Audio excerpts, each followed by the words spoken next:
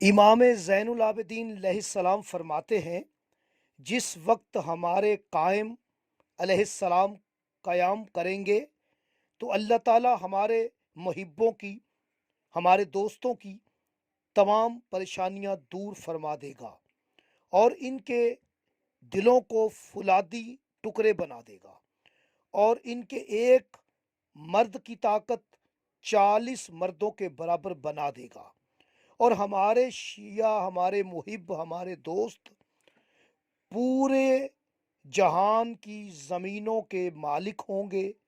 آج مجھے بات بھی مالک پر ہی کرنی ہے کہ جب مالک کا ظہور ہوگا، ہادی مہدی کا ظہور ہوگا، تو پھر ان کے محبوں کی پریشانیاں بھی دور ہوں گی اور وہ زمین کے حکمران، حاکم اور مالک ہوں گے۔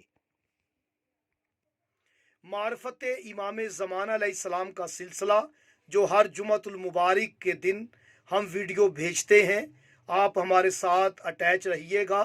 ہر جمعۃ المبارک بشرط زندگی ہم معرفت امام زمانہ کے لیے، ہم معرفت امام زمانہ علیہ السلام کے لیے یہ کوشش کرتے رہیں۔ آپ ہمارا ساتھ دیں، ویڈیو کو شیئر کریں، چینل کو سبسکرائب کریں۔